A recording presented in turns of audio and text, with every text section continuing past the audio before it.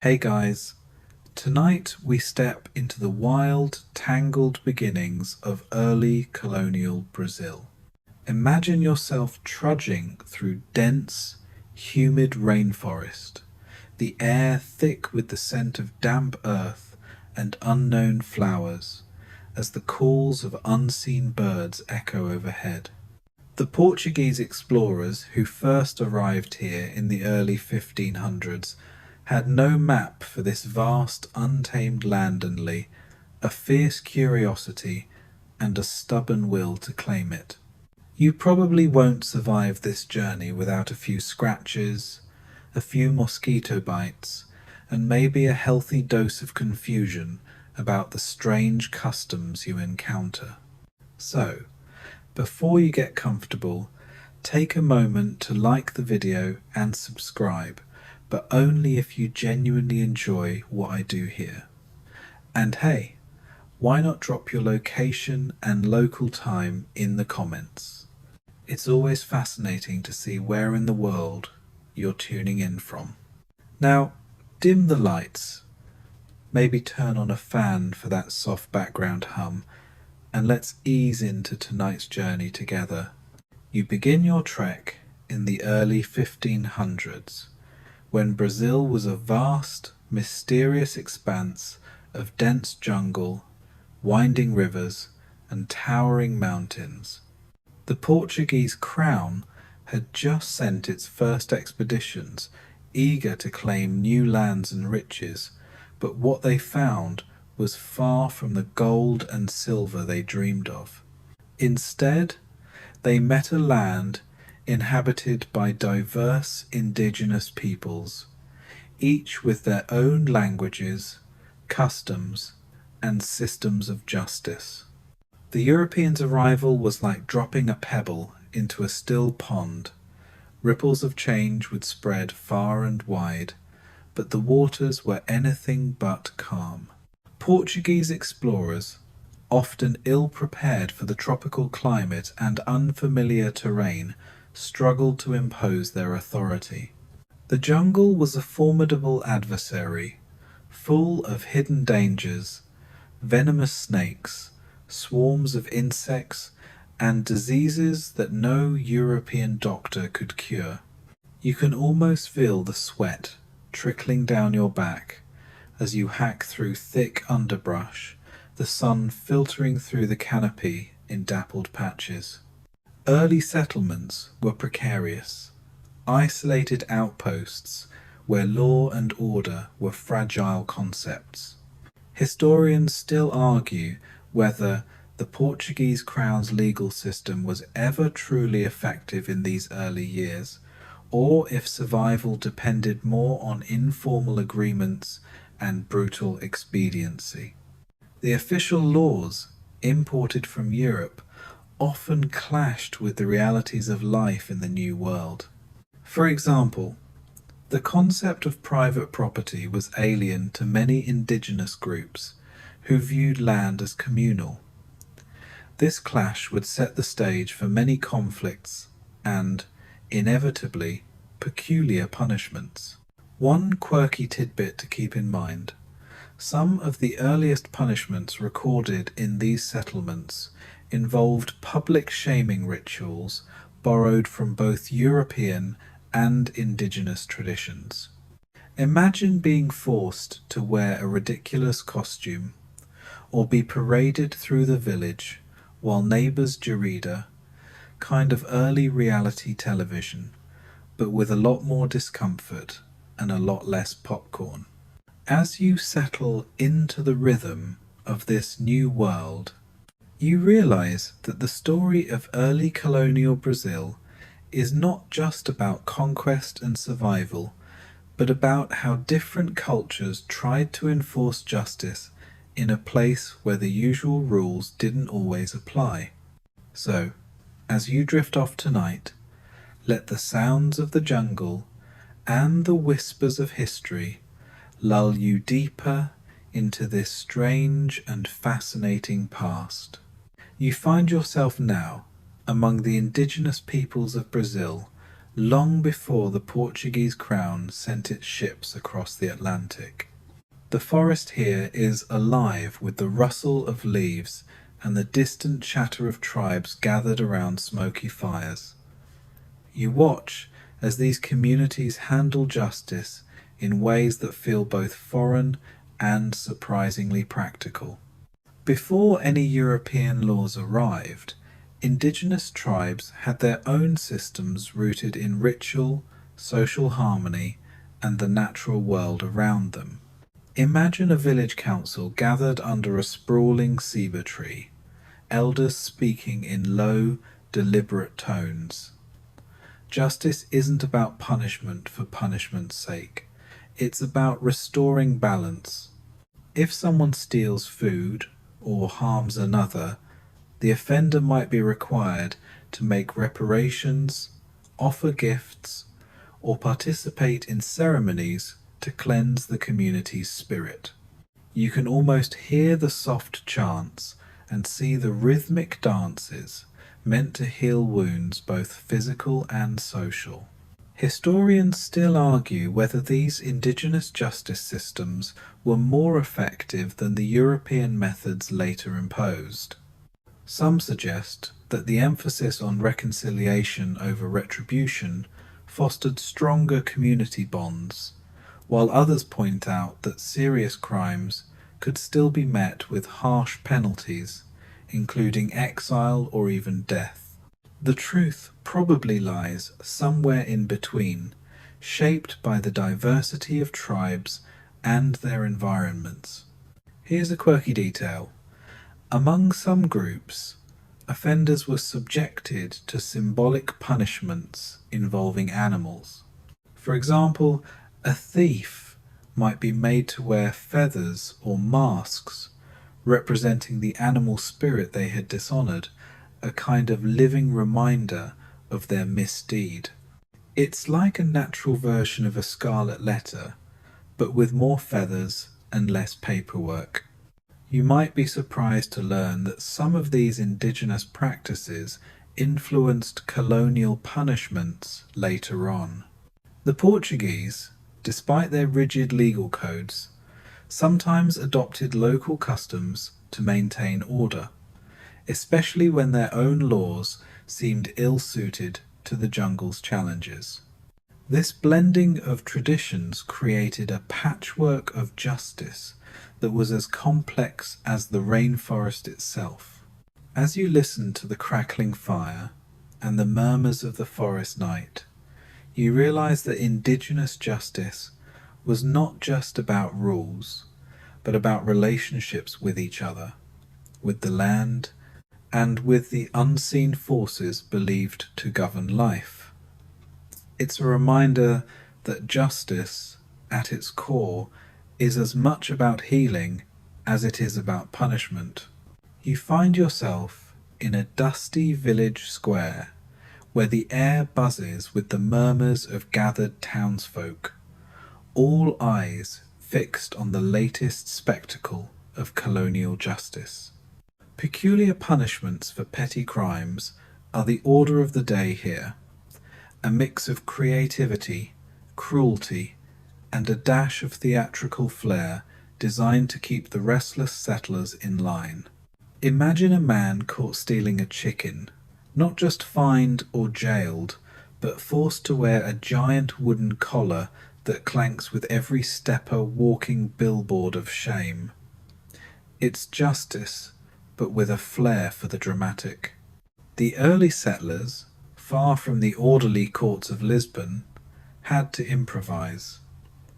Public shaming was a favourite toolstocks, and pillories were common, but so were more imaginative penalties.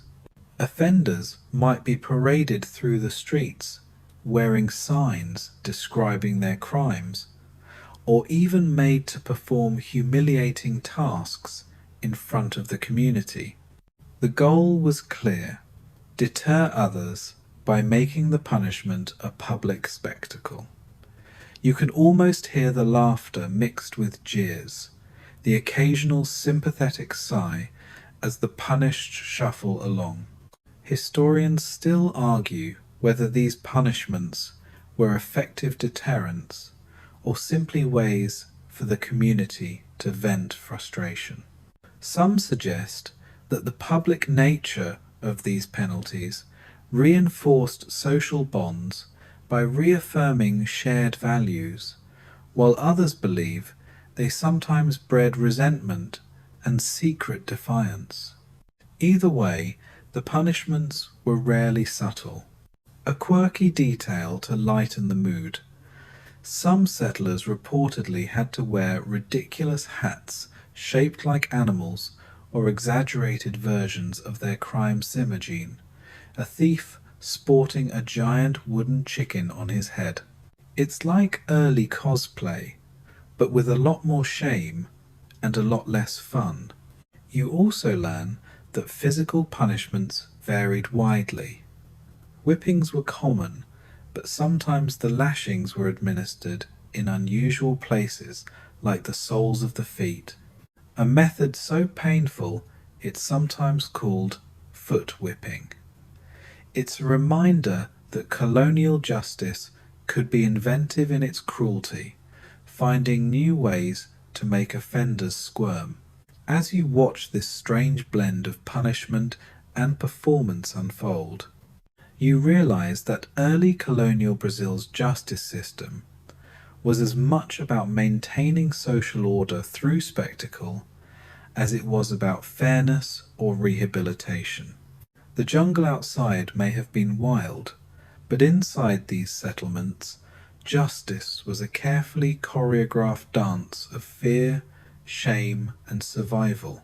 You step into the harsh reality of slavery in early colonial Brazil, where justice takes on a darker, more brutal tone. Enslaved Africans, brought forcibly across the Atlantic, face punishments that reflect the cruel social hierarchies of the time penalties, designed not just to punish, but to instill fear and maintain control. Picture a slave caught trying to escape, his punishment meted out swiftly and mercilessly, often in front of the other enslaved people as a grim warning.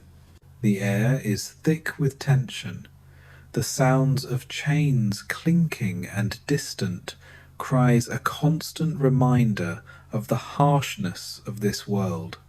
The Portuguese colonial system was heavily reliant on enslaved labour, especially on sugar plantations, and the punishments they endured were severe.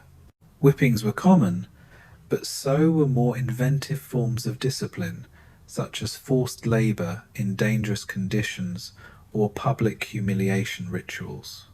You might imagine a slave forced to wear a metal collar or a wooden yoke, symbols of bondage that also served as instruments of punishment. Historians still argue whether the severity of punishments was primarily about deterrence or about asserting the absolute power of slave owners. Some suggest that the brutal punishments were intended to break the spirit of enslaved people, while others point to instances of resistance and resilience that defied these attempts at control. Here's a quirky, if grim, detail.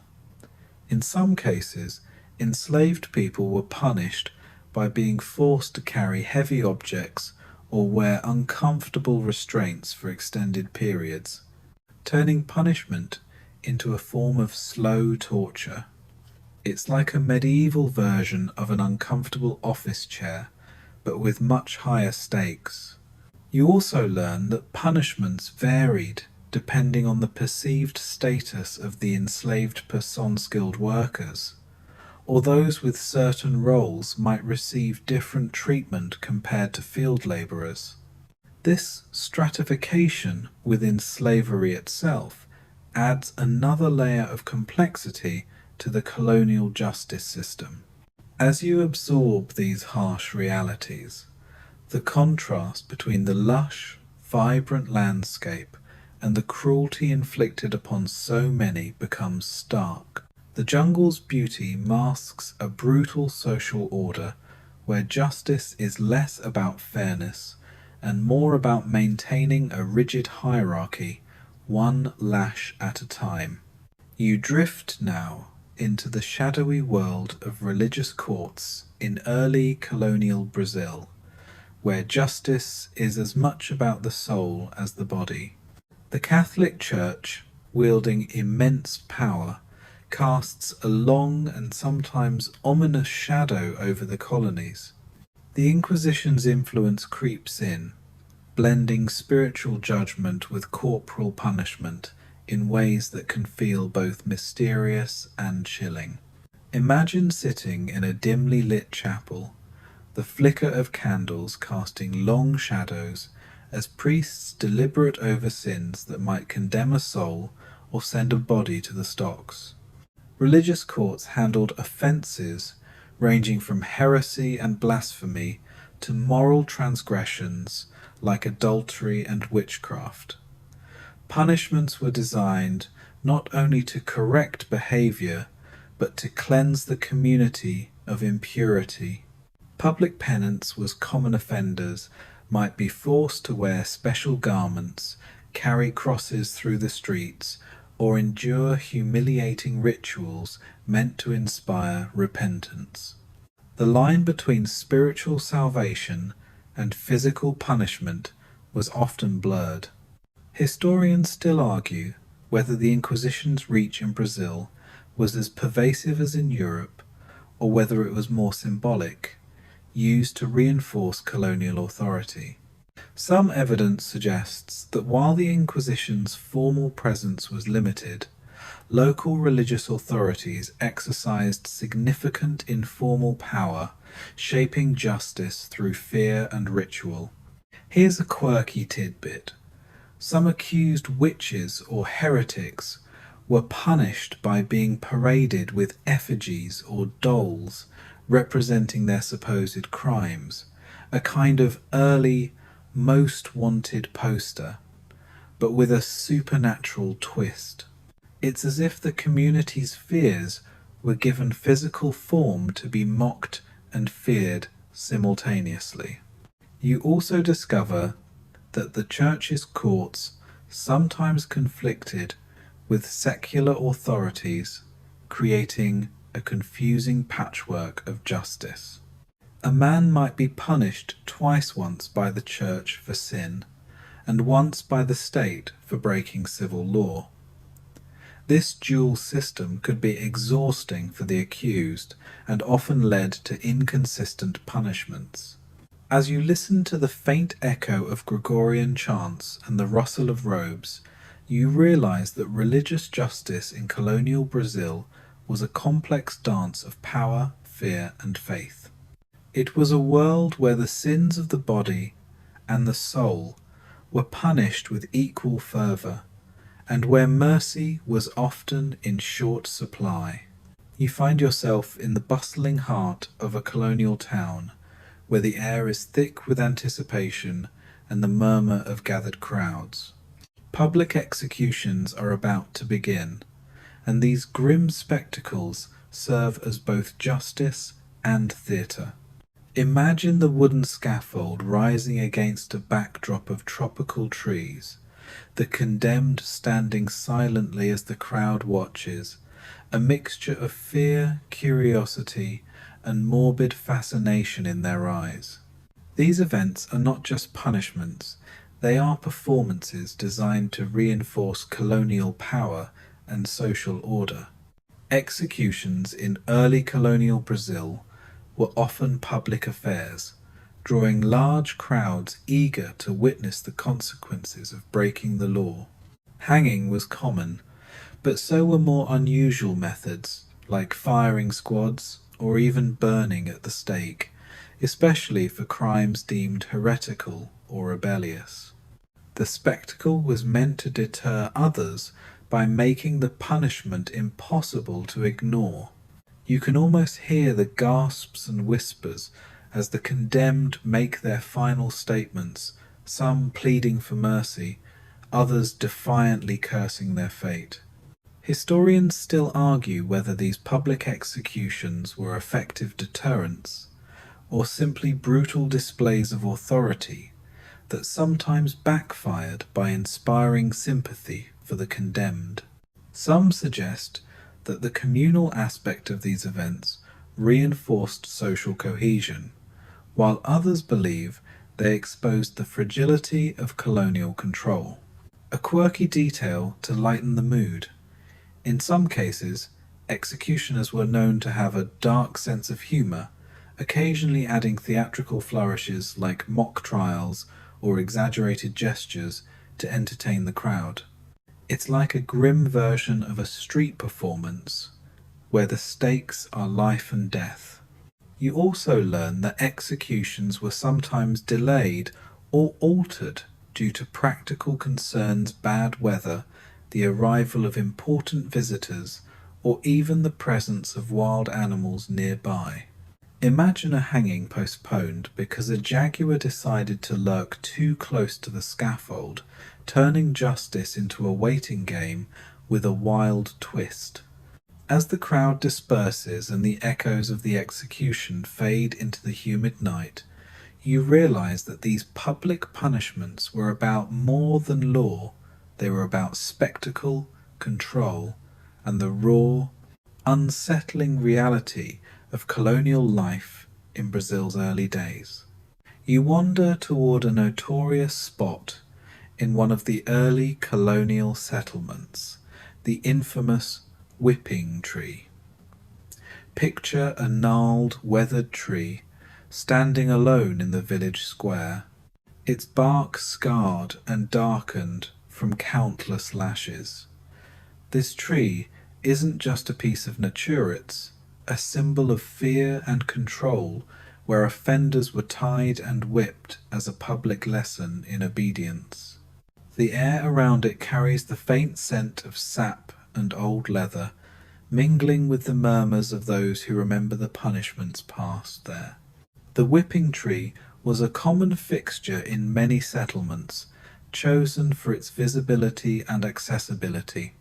Offenders, whether thieves, slaves, or rebellious settlers, were bound to its trunk and lashed with whips or rods. The number of lashes was often predetermined by local custom or the severity of the crime. You can almost hear the crack of the whip echoing through the quiet village, a sharp reminder that law and order were enforced with brutal efficiency. Historians still argue whether the whipping tree was more a tool of justice or a symbol of oppression. Some see it as a necessary means of maintaining order in a lawless frontier, while others view it as a cruel instrument of colonial domination that left deep scars on the community's psyche. Here's a quirky detail. In some places, the whipping tree was decorated during festivals, its grim history temporarily overshadowed by colourful ribbons and offerings. It's a strange mix of reverence and fear, as if the community both respected and dreaded the power it represented. You might be surprised to learn that the whipping tree sometimes doubled as a meeting point or a landmark, its presence woven into the daily life of the settlement. Children might play nearby, unaware of the tree's grim role, while adults passed by with a wary glance. As you stand beneath its twisted branches, you feel the weight of history pressing down, and a reminder that in early colonial Brazil, justice was often swift, public, and painfully physical. The whipping tree is more than wood and bark. It's a silent witness to the harsh realities of a world struggling to impose order on chaos. You step into the shadowy world of runaway slaves, where fear and punishment intertwine in a grim dance. Imagine the tense atmosphere in a plantation's main square, the air heavy with the scent of sweat and smoke, as overseers prepare to make an example out of the latest escapee they've caught. Punishments for runaway slaves were harsh, inventive, and designed to humiliate as much as to deter. You can almost feel the dread in the air, the eyes of the community fixed on the condemned, knowing that their fate is a warning to all. Escaped slaves were often subjected to brutal lashings, but the punishments didn't stop there. Some were branded with hot irons, marked forever as property and criminals. Others were forced to wear heavy chains or collars, their movements restricted as they toiled under the scorching sun. Public humiliation was a key. Element offenders might be paraded through the village, sometimes with signs detailing their crime, or forced to perform degrading tasks. The goal was clear: break the will to escape and maintain the plantation's grip on labour. Historians still argue whether these punishments effectively reduced escapes or simply fueled resistance and rebellion. Some accounts suggest that the cruelty only strengthened the resolve of many enslaved people, leading to more daring attempts to flee and even organized revolts. Here's a peculiar detail. In some cases, runaway slaves were punished by being forced to carry heavy weights or awkward burdens for extended periods, turning punishment into a slow, exhausting ordeal. It's like a cruel version of a gym workout, but with much higher stakes and no chance of a smoothie afterward. You also learn that punishments varied depending on the plantation owner's temperament and local customs. Some owners preferred swift executions, while others used prolonged torture as a deterrent. This inconsistency added to the terror and unpredictability of life for enslaved people. As you absorb the heavy silence that follows these stories, you realize that punishment for runaway slaves was not just about law enforcement. It was a brutal assertion of control in a system built on human suffering. The jungle's beauty outside the plantation walls starkly contrasts with the harsh realities within, a reminder of the complex and often painful history woven into Brazil's early colonial fabric. You now find yourself amid the tense and turbulent encounters between indigenous peoples and colonial authorities, where resistance and punishment create a complex tapestry of conflict. Imagine a village on the edge of the forest, where native warriors gather under the moonlight, planning to resist the encroaching settlers who impose foreign laws and punishments. The clash of cultures here is palpable, and the punishments meted out reveal deep tensions between indigenous customs and colonial rule. When indigenous groups resisted colonial authority, whether through raids, refusal to pay tribute, or outright rebellion, the colonial response was often swift and brutal. Punishments ranged from imprisonment and forced labor to violent reprisals and even executions. Yet, indigenous communities also had their own ways of punishing those who betrayed or disrupted their social order, sometimes involving exile or ritualized violence. You can almost hear the whispered warnings and see the secret meetings where decisions of justice were made according to ancient traditions. Historians still argue whether colonial punishments effectively suppressed indigenous resistance or only fueled further unrest.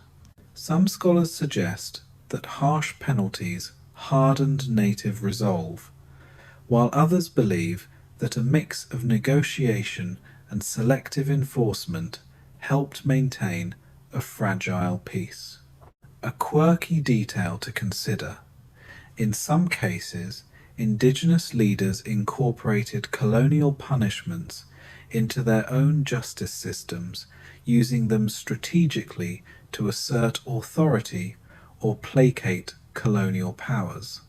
It's a fascinating example of cultural adaptation and survival, a bit like learning your enemy's rules to play the game better. You might be surprised to learn that some indigenous punishments involved symbolic acts meant to shame or spiritually cleanse offenders, such as forced isolation in the forest or ritual scarification. These practices highlight the profound differences in how justice was understood and enforced. As you listen to the rustling leaves and distant drums, you realize that the story of punishment in early colonial Brazil is not just about domination, but also about resistance, negotiation, and the enduring strength of indigenous cultures in the face of overwhelming change. You step into the often overlooked world of women and punishment in early colonial Brazil, where gender shaped the experience of justice in unique and sometimes contradictory ways. Picture a small village where a woman accused of theft or adultery stands nervously before a crowd, the weight of societal expectations pressing down on her like the humid tropical air. Justice for women was often harsher in some ways, but more lenient in others, reflecting the complex roles they played in colonial society.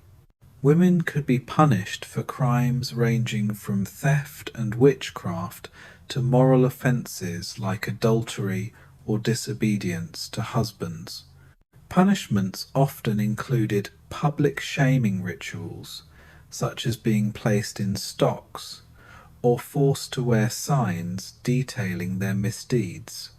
Yet, at the same time, some women were protected by their gender status, receiving lighter sentences or being spared the death penalty in cases where men might not be so lucky. You can almost hear the murmurs of sympathy mixed with judgment as the community navigates these delicate social dynamics. Historians still argue whether the colonial justice system reinforced patriarchal control or provided women with some degree of agency through the legal process. Some suggest that women used the court strategically to assert their rights or settle disputes, while others point out that punishments often reinforced traditional gender roles and limitations. A quirky detail: in some cases, women accused of witchcraft were subjected to bizarre tests or rituals, such as being forced to hold heavy objects or undergo ordeals believed to reveal guilt or innocence. It's a strange mix of superstition and legal procedure that highlights the blurred lines between justice and folklore. You might be surprised to learn that some women, particularly those of indigenous or African descent, faced even harsher punishments due to intersecting racial and gender prejudices. Their experiences reveal the layered complexities of colonial justice and social hierarchy. As you imagine the quiet resilience of these women, you realize that their stories add depth and nuance to the broader picture of punishment in early colonial Brazil. Justice was not just about laws and punishments, but also about navigating a world where identity, power, and survival were deeply intertwined. You find yourself in the village square once again, where the familiar wooden stocks and pillories stand as grim reminders of public humiliation.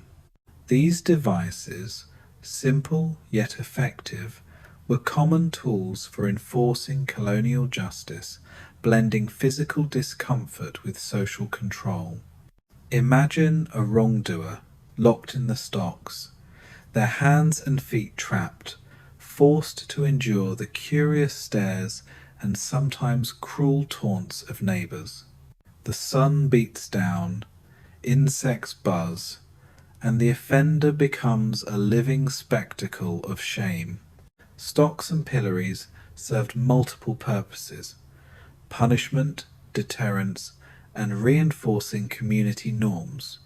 Offenders might be left exposed for hours or even days, unable to move freely, their vulnerability a warning to others.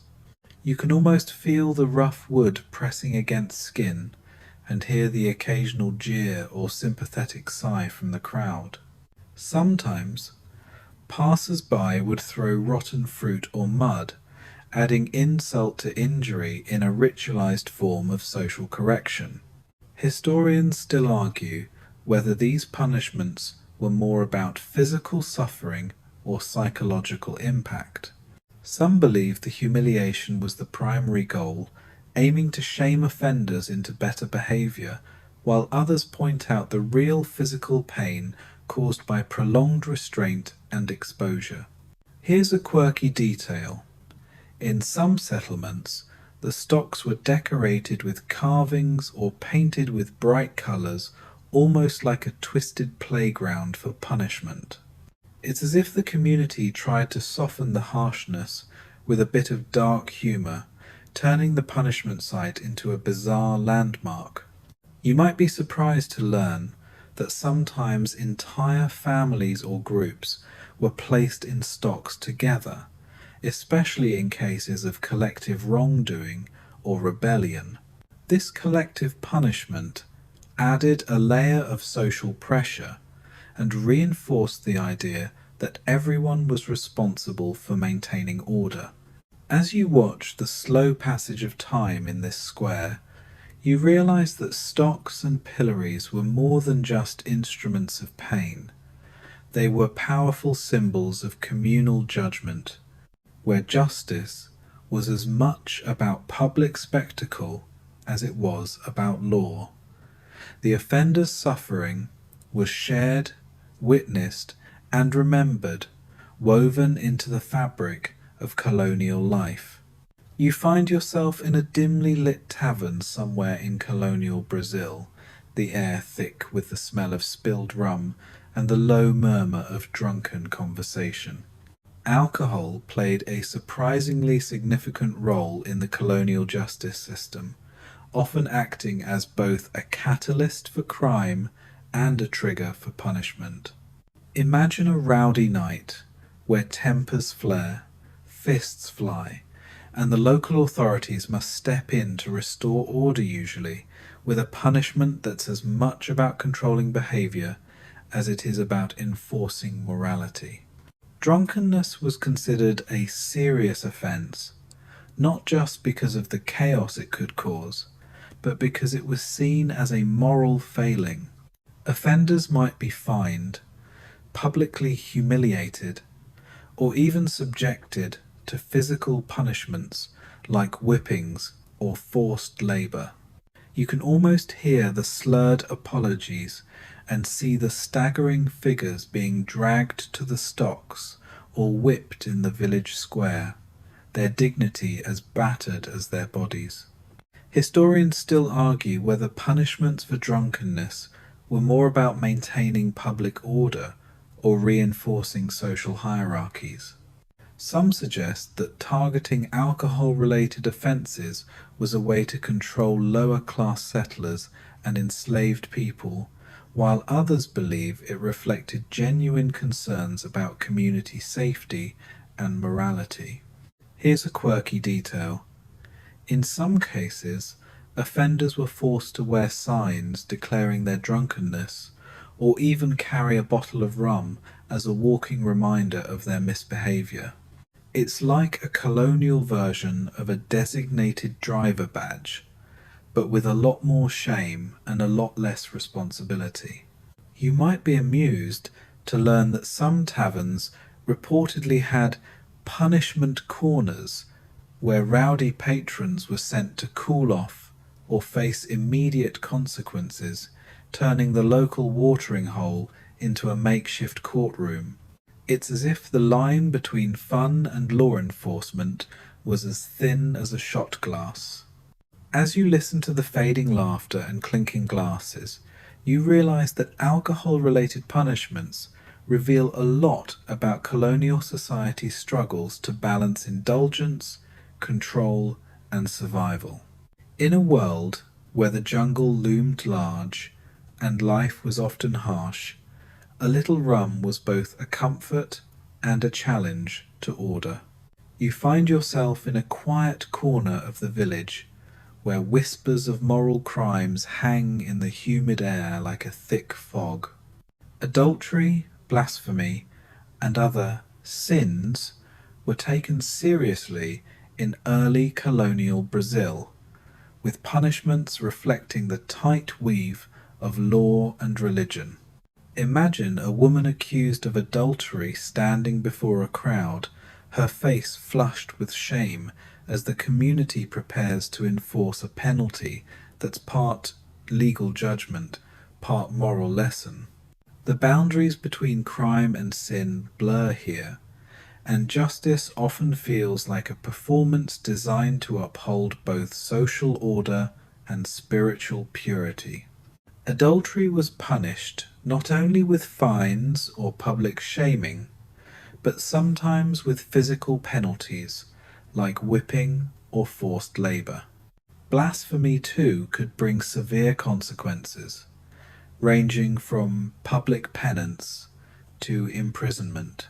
The Church's influence meant that transgressions against moral codes were treated with a zeal that could seem harsh by modern standards. You can almost hear the solemn prayers and see the penitents wearing special garments as they atone for their sins in public rituals. Historians still argue whether these moral punishments were primarily about religious conformity or social control. Some suggest that enforcing moral behavior helped maintain the fragile cohesion of colonial communities, while others believe it was a tool for suppressing dissent and nonconformity. Here's a quirky detail. In some cases, offenders were made to carry symbols of their sins like a wooden cross for blasphemers or a broom for adulterers through the streets. It's a bit like a medieval version of community service, but with a heavy dose of humiliation. You might be surprised to learn that the severity of moral punishments often varied depending on the offender's gender and social status. Women, especially, faced harsher penalties for adultery, reflecting the patriarchal values embedded in both law and religion. As you imagine the slow, deliberate rituals of punishment and repentance, you realize that these moral crimes and their penalties reveal a society deeply invested in controlling not just actions, but thoughts and beliefs. Justice here is as much about shaping identity and community as it is about punishing wrongdoing.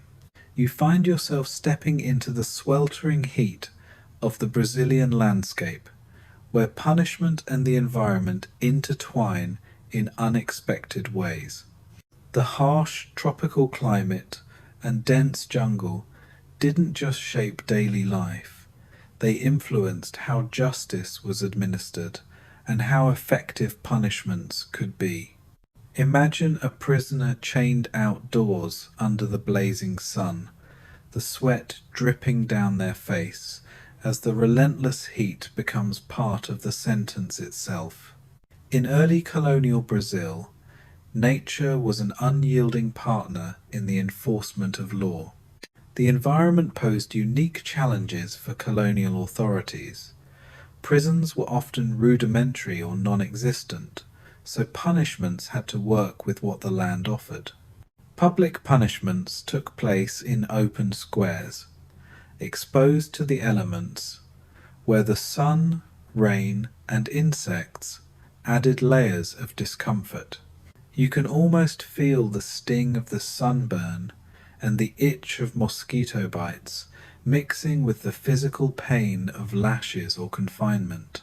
Historians still argue how much the environment shaped the choice and severity of punishments. Some suggest that the climate's harshness made physical punishments more brutal by default, while others believe that environmental hardships sometimes served as unofficial punishments themselves. For instance, forced labor in the fields under the scorching sun was both a sentence and a survival challenge. Here's a quirky detail. Some settlements reportedly used natural elements as part of punishment, like forcing offenders to stand barefoot on hot stones or to carry heavy loads through muddy, insect-infested terrain. It's a reminder that in the jungle, the environment was both adversary and accomplice. You might be surprised to learn that the unpredictability of weather sometimes delayed or altered punishments. Sudden tropical storms could wash out public executions or lashings, forcing authorities to improvise or postpone. Imagine a whipping session interrupted by a downpour, turning a grim event into a soggy, chaotic scene.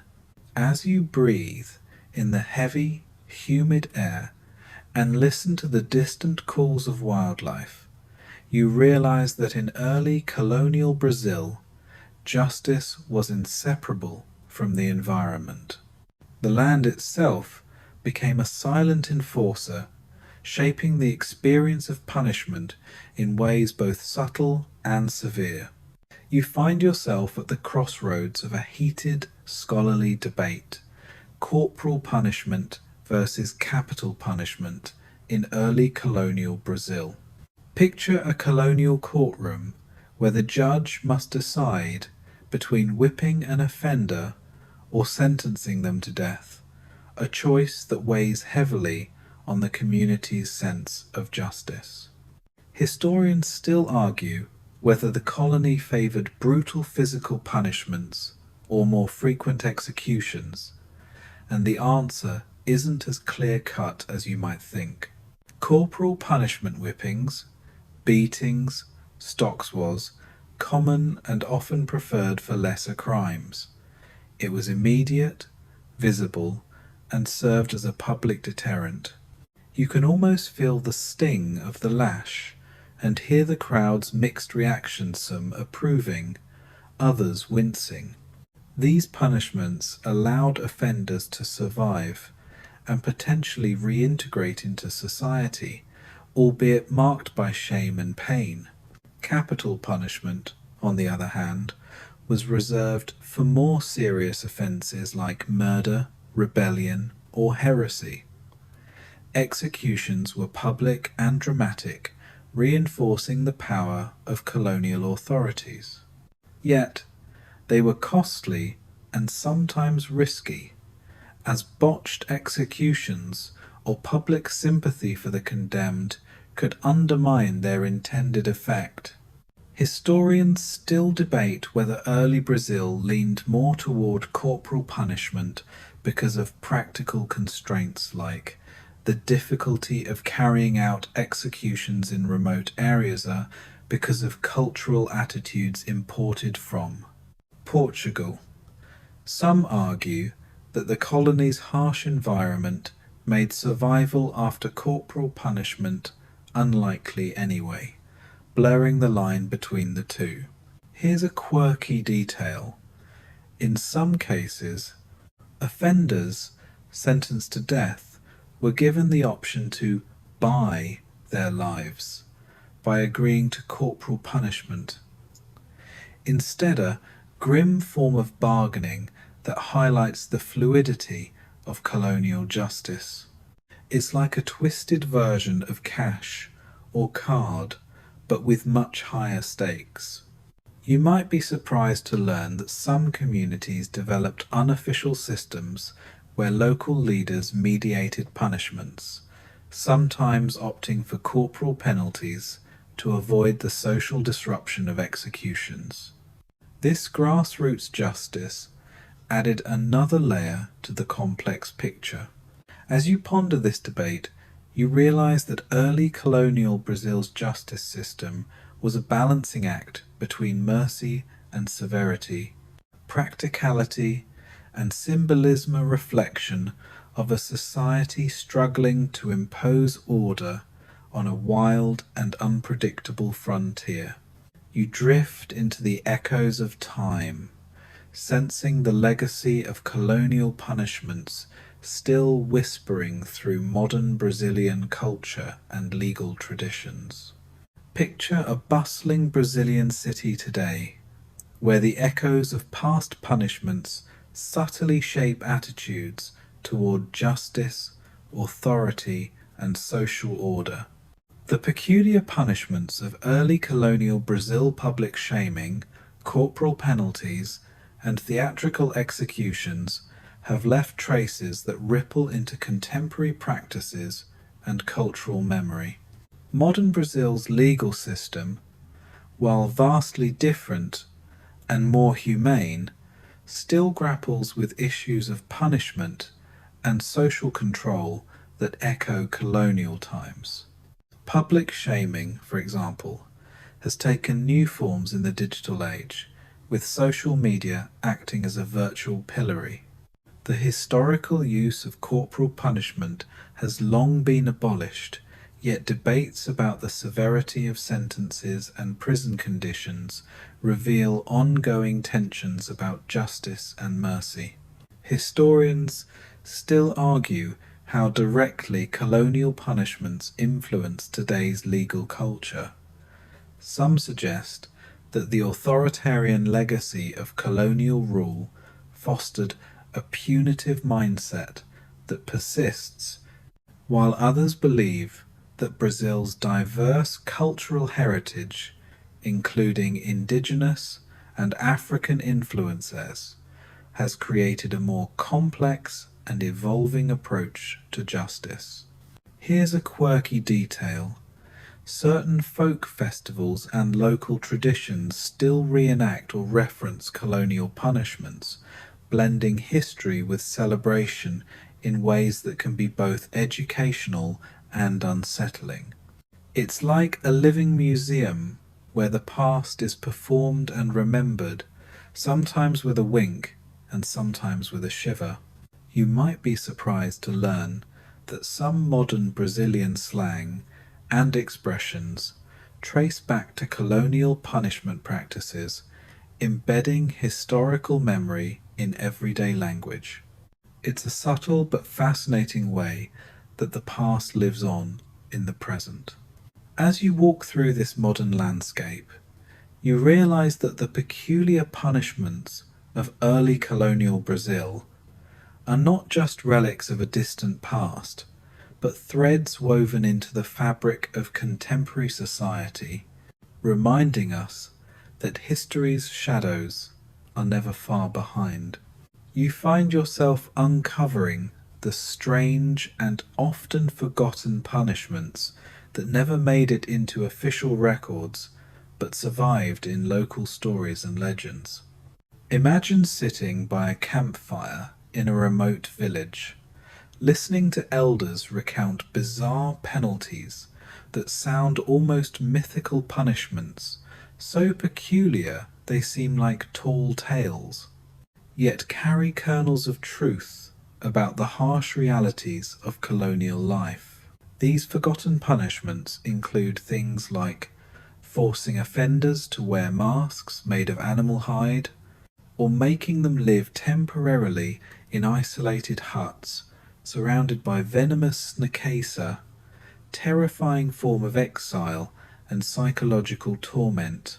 Some stories tell of offenders being made to carry heavy stones up steep hills repeatedly, a punishment blending physical exhaustion with public spectacle. Historians still argue how much of these tales are exaggerated folklore versus actual practices. Some suggest that oral traditions preserved memories of punishments too shameful or brutal for official documentation, while others view them as cautionary stories designed to enforce social norms through fear. Here's a quirky detail. In some regions, offenders were punished by being forced to eat unusual or unpleasant foods like bitter herbs or insects, a form of humiliation and discipline. It's a reminder that punishment could be as much about discomfort and shame as about physical pain. You might be surprised to learn that some of these forgotten punishments influenced local customs long after colonial rule ended, blending into cultural practices that persist in subtle ways. This blending of history and myth creates a rich tapestry of justice that is uniquely Brazilian. As the fire crackles and the night deepens, you realize that these forgotten punishments offer a fascinating glimpse into the human need to enforce order, even in the most imaginative and sometimes unsettling ways. You find yourself at the twilight of this journey, reflecting on the complex interplay of justice and mercy in early colonial Brazil. The peculiar punishments you've encountered, public shaming, brutal lashings, theatrical executions, and whispered legends, are more than historical curiosities. They reveal deeper truths about power, survival, and humanity in a world struggling to impose order on chaos. Imagine the faces of those punished, the communities watching, and the authorities balancing fear and fairness in a land both wild and fragile. As colonial Brazil evolved, so did its notions of justice. Punishments were tools not only for enforcing laws, but for shaping society, defining who belonged, who was excluded, and how power was exercised. You can almost hear the murmurs of mercy amid the harshness, moments when compassion softened the blow or when resistance sparked change. Historians still argue about the extent to which mercy tempered punishment, but the evidence suggests a complex dance between severity and humanity. Here's a quirky thought to end on. Some punishments, as strange as they were, might have had unintended benefits, like fostering community solidarity or even inspiring creative resistance. It's a reminder that human responses to justice are never simple, often blending fear, hope, and resilience. You might feel a sense of quiet awe at the endurance of those who lived through these times, the indigenous peoples, enslaved Africans, settlers, and women, each navigating a world where justice was a living, breathing force, sometimes cruel, sometimes kind, but always deeply human. As you let these reflections settle, the sounds of the jungle fade softly into the night, carrying you gently toward rest. The story of peculiar punishments in early colonial Brazil is a story of survival, adaptation, and the enduring quest for justice in all its messy, complicated forms. Word count 1073. Now, slowing the pace, you feel the weight of the day gently lift.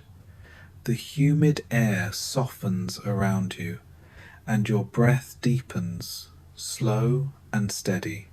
The distant rustle of leaves whispers calm as the night embraces the land with a tender hush. Imagine the soft glow of stars peeking through the canopy, their light a quiet promise of peace. You are safe here, in this moment between history and dreams. The harshness of punishment fades into a gentle understanding, a reminder that even in the darkest times, mercy and hope flicker like fireflies in the night. Let your mind drift with the rhythm of the forest, each breath a step deeper into rest. Now, as your eyelids grow heavy, let the stories you've heard settle like a soft blanket, comforting and warm. The peculiar past of colonial Brazil fades into the quiet night, leaving you wrapped in calm and ready for sleep.